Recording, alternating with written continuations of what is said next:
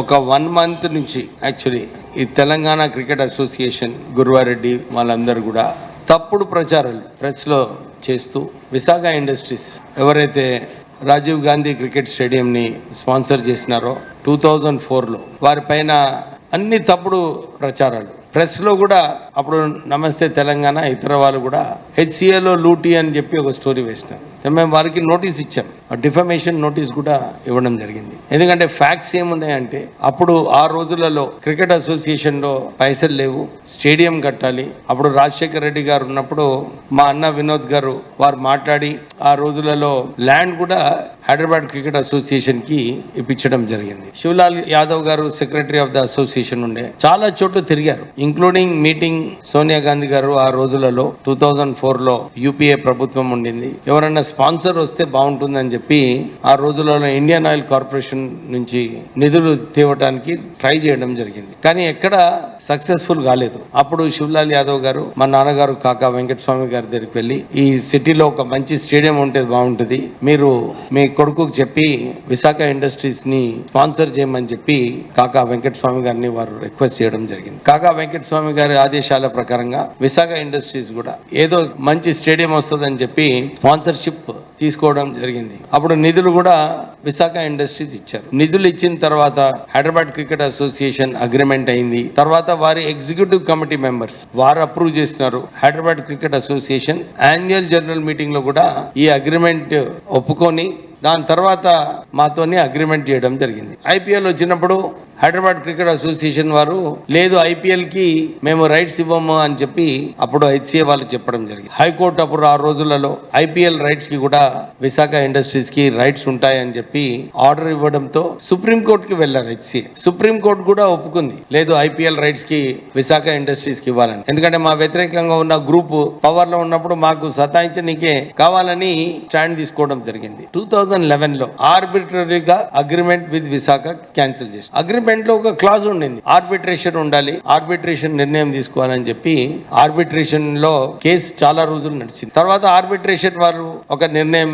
తీసుకున్నారు. ఏదైతే అగ్రిమెంట్ లో టర్మ్స్ ఆఫ్ కండిషన్స్ ఉండేనో ఆ టర్మ్స్ ఆఫ్ కండిషన్ ప్రకారంగానే ఆర్బిట్రేషన్ అవార్డు ఇచ్చింది. ఏదొక్క అంశం ఎక్కువ చేయలేదు, తక్కువ చేయలేదు. ఎందుకంటే ఆల్రెడీ ఒప్పందం ఉంది హెచ్సిఏ కి విశాఖ ఇండస్ట్రీస్ కి. Executive committee annual general meeting అందరు మెంబర్స్ కూడా దాన్ని ఒప్పుకోవడం జరిగింది. దాని ప్రకారంగానే ఆర్డర్ ఇచ్చినారు. అప్పుడు ఆ రోజులలో హర్షద్ అయ్యబ్ గారు నాకు ఫోన్ చేసి సరే 26 కోట్లు అవార్డు వచ్చింది, మీరు 17 crores చేస్తే మేము ఒప్పుకుంటాము, మీరు ఒప్పుకోండి అని చెప్పి వారు చెప్పినారు. మాకు కూడా ఒక స్పాన్సర్ వచ్చినాడు, 100 కోట్ల రూపాయలు ఇస్తున్నాడు, మీకు 17 కోట్లు ఇచ్చేస్తాం, మాకు కూడా కొన్ని నిధులు వస్తాయని చెప్పి వారు మాకు ఫోన్ చేయడం జరిగింది. కోర్టులో కూడా జాయింట్ మెమో వేశాం ఈ అమౌంట్ ఒప్పుకుంటున్నామని. కానీ హెచ్సిఏ వాళ్ళు ఏదైతే ఒప్పందం చేసుకున్నామో దాన్ని వారు పూర్తిగా చేయలేదు. సో కేసు మళ్ళీ వారు ఆర్బిట్రేషన్ అవార్డు వ్యతిరేకంగా కోర్టులో వేశారు, కమర్షియల్ కోర్టులో.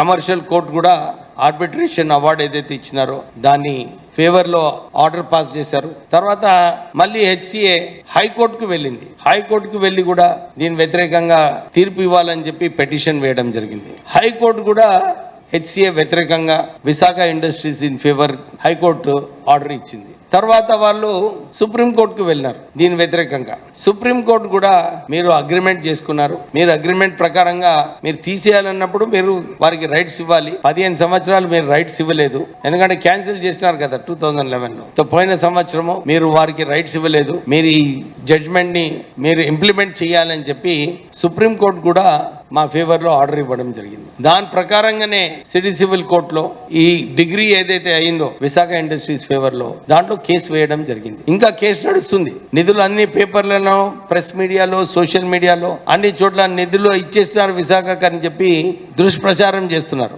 కానీ ఇప్పటి వరకు రాలేదు. దాంట్లో కూడా natural principles of natural justice అని చెప్పి ఇంకా కేసు నడుస్తుంది దాని ప్రత్యేకంగా. ఈ గురువారెడ్డికి ఇంకా కొందరికి ఒక ఫ్యాషన్ అయిపోయింది. కేవలం పోయి ప్రెస్లో పోయి తిట్టడం ఒక ఫ్యాషన్ అయిపోయింది. ఆల్రెడీ సిబిసిఐడి వాళ్ళు ఎంక్వైరీ చేస్తున్నారు, ఏది కరెక్ట్ ఏది రాంగో అన్నీ చూసుకోవచ్చు రికార్డ్స్ ప్రకారంగా. సుప్రీంకోర్టు డిసిజన్ ఉంది. నిజంగానే సుప్రీంకోర్టు డిసిజన్ రాంగ్ అంటే ఎక్కడ పోతారో వాళ్ళు ఆలోచించుకోవాలి.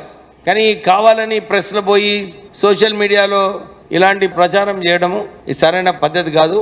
వారిపైన డిఫమేషన్ నోటీస్ కూడా పంపించినాము గురువారెడ్డికి. వారి వ్యతిరేకంగా సూట్ కూడా వేస్తాం.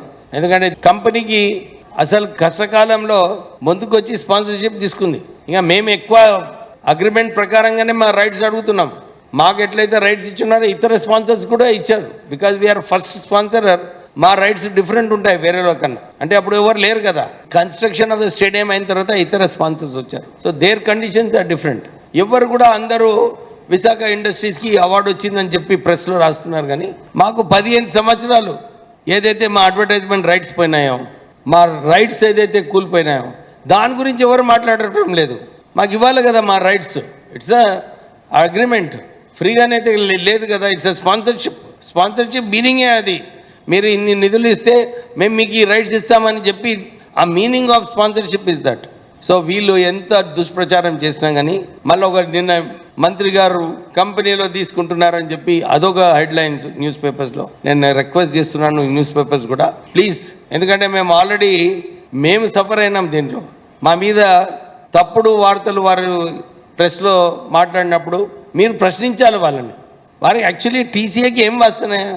వారు సంస్థ నడిపించుకుంటున్నారు. చాలామంది మంత్రులు, ఫార్మర్ మినిస్టర్స్ అందరూ కూడా టీసీఏకి బ్యాకింగ్ చేస్తున్నారు. నేను ఇదే ప్రశ్నిస్తున్నాను టీసీఏకి మాకేం వస్తా?